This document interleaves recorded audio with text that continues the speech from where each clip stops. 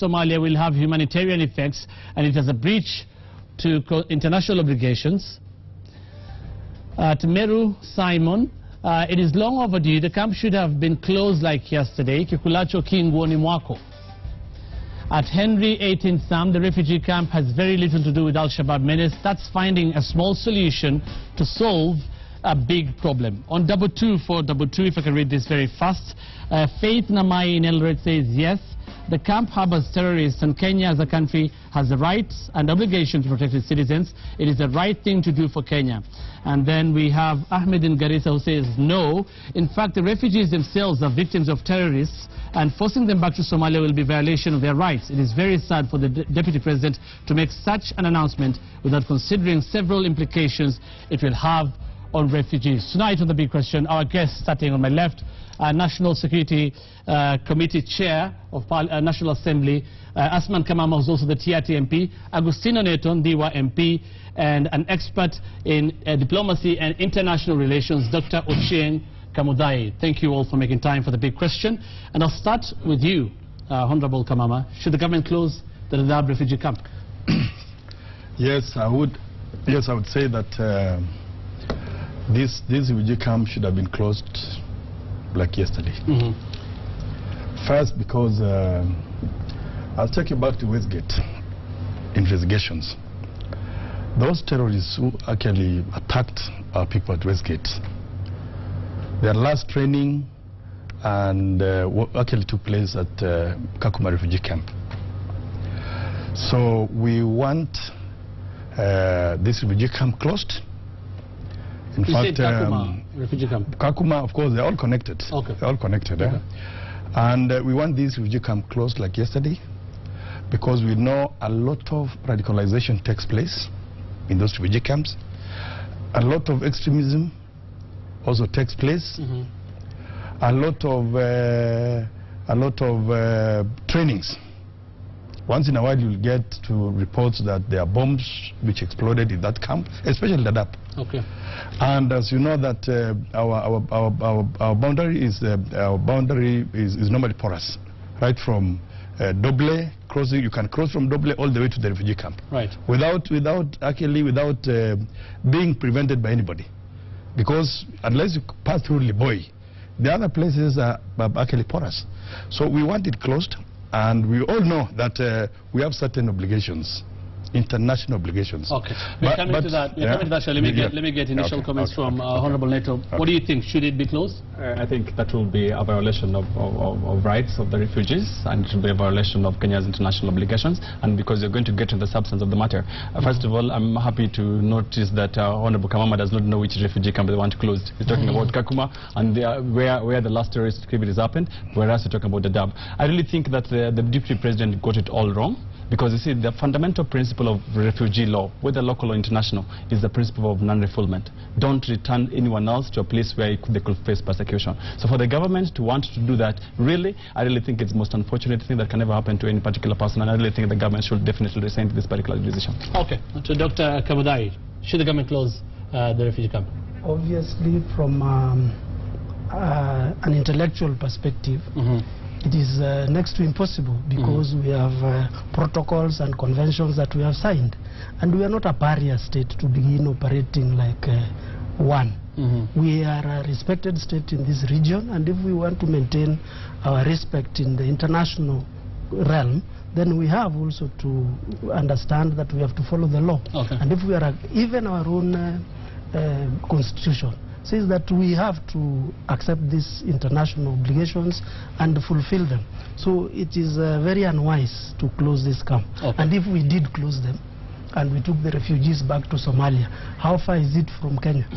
All right, I want to get Honorable Kamama's comments on that. Yeah. Many are talking about, not only them, but many have already talking about, in this debate, are talking about our international obligations. We will be overlooking that if we do that, don't we? Yeah.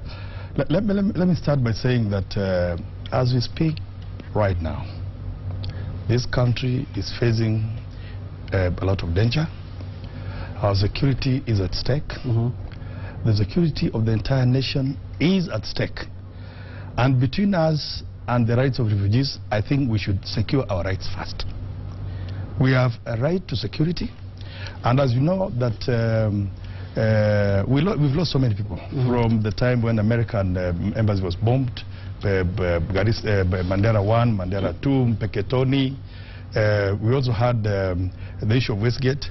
For how long must we lose our people? Now what I want to suggest is that we really know that refugees have their own rights. But as Kenya, we don't have country A, we don't have country B. We only have one country called Kenya. So we should overlook, it doesn't matter that we have... It has been done elsewhere.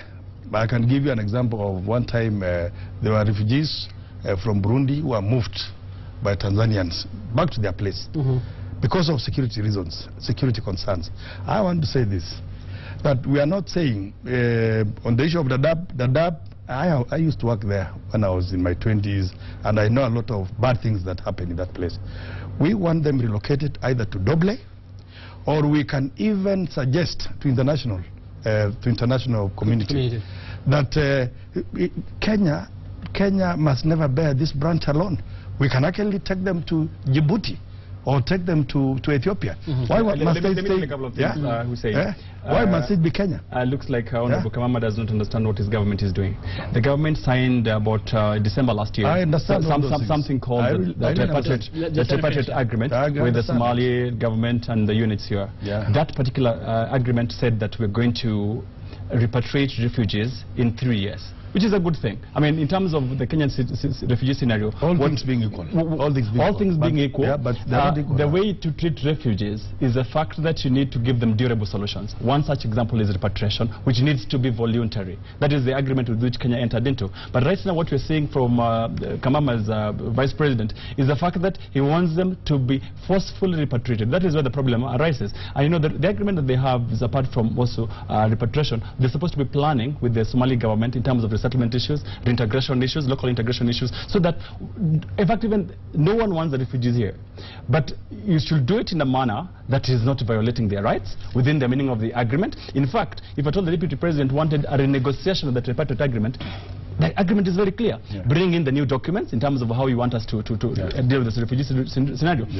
But to say, for example, that you want them to go to Djibouti and Kenya should not bear it all alone, that is possible within the resettlement policies. But you as the security chair should be giving Kenya durable solutions in terms of dealing with the refugees. That has not come from you. I think that is where we need to be very, very serious and ask ourselves, is Daadab the problem?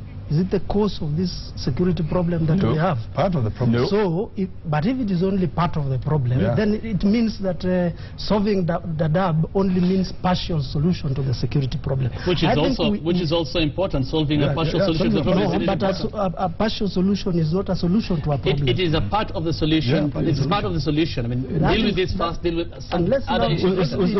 Saying no one has drawn a correlation between the Daadab refugee camp and Westgate, for example. This chairman knows that his committee, for example, owes parliamentary report on the Westgate problem. The president promises a commission of inquiry into Westgate. We're still waiting for it. Now, Garissa has happened. Shows a correlation between Daadab. Right now, Honorable Dwale has said, for example, that he knows the Al-Shabaab people who funded. Were they in Daadab? If they've known them all along, why do you want to go for innocent refugees, women and children in the confines of Daadab, and then leave your terror fellows alone? So let me say this. I'm saying Daadab refugee camp is part of the problem. Other issues include radicalization of the youth, you know, in madrasas. We also have corruption as part of the problem that we are facing. But let me tell you, we want that camp, first of all, be relocated. Then we can talk about other issues. Let me tell you, again, what has happened in Daadab. A lot of young people who are being born, who are born in the late 90s, 93, are now mature. And quite a number of them have actually infiltrated. They're actually citizens of this country, illegally. And I'm happy to get there. I'm happy to get there. Let me explain something. Let me finish. And I know in the Nusumkate business, quite a number, there are a few ministers who actually facilitated this, by giving legal documents to some of these children from refugee camp. It is a big problem. First of all, we need that refugee camp relocated. Forget about the law. The law can be repealed. If we can repeal a constitution, those tripartite agreements between us and Somalia unit. Let me explain to you a few things. Let me explain. And I understand what you're talking about. Issue of Just give him 2 minutes to finish. I'll give you time. To get the 1950 convention, the tripartite agreement that you're talking about, all these things can be repealed in Parliament. They are not cast in stone. So for the sake of our security, I want to convince you, Honorable Agustin Neto, that camp should be relocated to Doble or Djibouti or another country. First of all, let me start by explaining to him that we cannot repeal the non-refoulement principle because of several reasons. One, the non-refoulement principle, which is a refugee law, is a customary law principle. You don't even have to sign it. You're only bound by it because you're a human being. So if at all someone tells you, for example, that you can repeal, you cannot. That's one. But two, Article 252. Did you sign? No, I'll explain to you what customary international law means. You know, this is where the problem begins. Because then you don't understand the law of nations. And if you don't understand the law of nations, this is why you make misadvise the deputy president. By the way, I'm a student of international relations and diplomacy. Okay, we don't need to go. Perhaps you're being told the wrong thing. In fact, I'm about to graduate. Okay, we don't need to go past that's an area I understand. Honorable Kamama, Article 25 and 26 of the Constitution make international law part of the Kenyan Constitution. So even though you want to repeal the international refugee law, which you can also not repeal. But if you know that, Honorable Kamama, how are you saying that you want to repeal it? Honorable Neto and Dr. Kamugai, we know there's a problem in Kenya as regards to security. Yes. Are you concerned as the rest of the countries, especially after what we saw in Garissa? Those are many lives lost, and that is not only, I mean, we have others injured, we've had other attacks. It's a big problem. We've always said the government is doing nothing. The government is doing something now. Why are you not supporting it? What is the government doing? The government is violating rights. Okay. Look, let me tell you something. Let me finish something, then you can answer that, Honorable Neto. They have said, and Honorable Kamama can maybe confirm this as the chair of the National Security Committee, there's intelligence that the Daadab is a logistical base for terrorists. That's true. Do you believe that? That's hogwash. I mean, look at this. No. How is it hogwash? Why can't you just... No, but look, the government got intelligence. Without proving it. No. Look at this way. Honorable Kamama, the government got intelligence that the Daadab was, Garissa University was going to be attacked. If that is true, if at all the intelligence that they're using is true. Right. What was the response? Instead of sending the people we need, I mean, it's misplaced security priorities. Look, instead of sending the people we need in terms of saving the children, you fly there, the cabinet secretary, or you send another plane somewhere else. I mean, look, I really think that what this government needs to do is to be honest with us that one, the amount of corruption in the security sector is one thing that is disappointing and they need to work on it. Two, you need to tell us, Honorable Kamama, there is no proper security strategy. Third, Honorable Kamama, you need to also be honest with Kenyans that after Westgate, you learned nothing. After Garissa, you've learned nothing. Do not blame it on Honorable, okay. And please answer my question. I'd like Honorable Neto to still answer my question. There is the government and its intelligence saying they are thinking there's something wrong at the Daadab refugee camp. Okay, the question that we need to ask ourselves is relocating the camp a solution? And we are saying that relocating the camp is not a solution. Is it part of the solution? Because it is not even part of the solution. So where are we, if we take them to Djibouti, or we take them to Doble or wherever they want to relocate this camp, how have we solved the problem? Does that mean that Kenya is still not accessible? Have we closed our porous borders? You see, the answers that we give to a security problem should be practical and actually useful. By relocating, you've not taken them far away if they are there. But if already Kenya has been penetrated, it is not only penetrated at Daadab. If they could be even in Nairobi, they could be in Kitale, they could be anywhere else. So what we need to do is to really rethink our security strategy. And Daadab is a security, is a camp. It can be dealt with. We can contain it. Why are we not containing it? Why are we not thinking about solutions of containing it? And if they had the intelligence, then we can also have an intelligence to root them out. I was coming to that, Honorable Kamama. You have said, and I've asked here now, that there is intelligence. The government says that is a logistical base.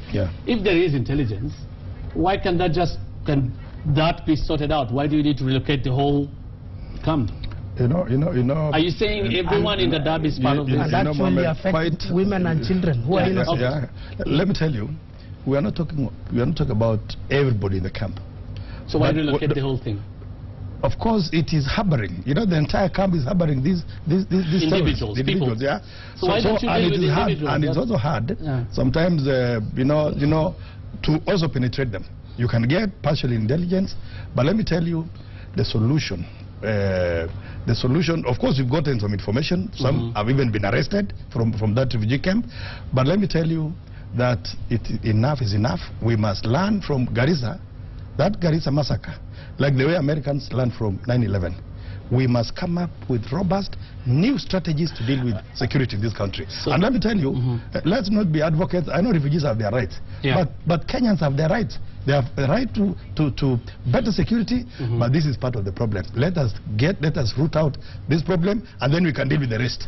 I think we're saying the issue of implementing it fair to Kenyans. Because look at each time the government has taken anything. I mean, look at what they did in Baragoi. Let's forget about the refugee camps. Looks like you have a problem with the refugee camps. Look at your reaction to Baragoi, for example. You sent young boys there, ill-trained, all massacred. That has nothing to do with the Daadab. The next thing you did in Lamu, what did the government do? You got intelligence, did not use it. Right now, the problem that is there, if at all there's an intelligence that shows that the Daadab is a problem, root out the cause problem at the Daadab. But the other thing I want to tell you, Honorable Kamama, you've talked about the porous borders in Wajir. Yeah. If I ask you to all through from Wajir to Mandera to Kiunga, how much do you, for example, give the county government, the county commandant of Wajir in terms of money for operations? 300,000 shillings. That is not even your mileage claim. No, we have so how do you expect that particular person? We for have example, enhanced that. Don't blame the Daadab when, for example, on your beat, 300,000 shillings mileage claims. That is a quarter. With less than 40 police, I mean, really, you must work on a proper security strategy. But something is being done to that effect. That amount is not 300,000. That has nothing to do with the Daadab now. Yeah. That has nothing to do with the Daadab right now. About the facilitation to security officers. Let me tell you. Of course, the issue of that boundary, the porous border. You want to build a wall because that is how you can make some money, isn't it? No, just really. Give him time. Don't cause aspersions, yeah, okay. my brother. Let me tell you. We've had, this was one of the recommendations that we got from the locals when we went to Garissa, when we were investigating the issue of Westgate. One of the issues, they proposed that let's have a trench or a fence. I've seen it all over the world. There's a fence in Israel, between America and Mexico, even in South Korea and North Korea. It can do wonders. But I know, of course, it may take quite some time. But let me tell you, one of the proposals to deal with the infiltration through porous borders is having that fence. And please, you must support this. Honorable Kamama, I'm not going to support Jubilee building a wall to block us away from Somalia. But let me tell you. What kind of a wall are you thinking about? What kind of a wall is it? Yeah. Okay, let him explain. Yeah. What kind of a wall is it, Honorable Kamama? Yeah, if you've been to Israel or Mexico, something close to that. I've never been there. But now let me tell you. What will it have? Is it just a wall? Do you know about the nitty-gritties about what will happen? Is it just a wall, or will there be any other security features? Something close to a fence. A fence, but that is highly computerized. Yeah, like the one that if you go to Israel. I mean, let him finish. Let him finish. So at least a wall that will help us deal with this with infiltration from Somalia. That one you must support as a patriotic Kenyan. So if you don't want the wall, how do you manage that place? I really think that we really need to have, Honorable Kamama, you're my friend, we need to have a proper security policy and a proper security strategy for Kenya, which you do not have as a chair. And I really think you need to be honest with Kenyans that you really need to work on a proper security policy. These knee-jerk reactions of building walls, these knee-jerk reactions of closing the Daadab refugee camp, I really think is uncalled for. The other thing that I'd like you to propose at the Security Committee, Honorable Kamama, and I would like you to support us on that, is that you really need to work on a proper refugee bill, which really needs to show us how to deal with the refugees in a manner that we cannot violate their rights. I want to read one message here for both of you to respond to this. Isaac from Salgai, Nakuru, he says, yes, they should close, that is the refugee camp. All refugees must adhere and abide by the laws of the country that has offered them refugee status. Anyone breaching this will be repatriated back. And he says, I thought this is according to the Geneva Convention. True. But why are we not repatriating those who are the criminals? These rules? Why are we having them everywhere? It's because of our security lapses. Okay, let me respond to this question of building walls. You know, walls alone, even between Mexico and America, have shown that walls alone cannot help. These walls have to have people to manage them. But he's saying they'll have some features, Yeah, they can security deter, features. yeah. Why would you just dismiss it without necessarily knowing how it will? They've not even deterred elephants. I will tell you why we're dismissing it. Let me tell you why we're dismissing it. Let me explain to you why we're dismissing it. Let me answer him on the issue of security policy. Just give me time. The security policy I'm happy to listen to. But the reason why we're dismissing this is just another scandal. Jubilee has shown us very many scandals since it came to power. The laptops you promised us for pre-primary has never come to You will get them. pass. Okay. You'll get them. I have two final questions. This is for both of you. Get them. Yes, this is for both of you. You're saying the Daadab refugee camp should not be closed. Okay. You believe in the government when they say they have intelligence that there could be a problem with the Daadab refugee camp. You believe that there's corruption in this country and that is why there's been infiltration. So if the government thinks they can't really control the individuals that are terrorists or in radicalization in Daadab because of corruption and all, and then decides the only way to solve this is to close the Daadab refugee camp altogether, why don't you support it? That's why I'm saying It is for Kenya's own good at the end of the day, isn't it? That this is not the solution. Because by relocating the refugee camp, you've not dealt with corruption. And who says that new ones will not come back? For now. Who says that new ones will not penetrate? But for now, and who says that those that you'll have relocated, as far as I'm concerned, Hussein, let's be factual. As far as I'm concerned, there is no terrorist who you will find sitting in the dam.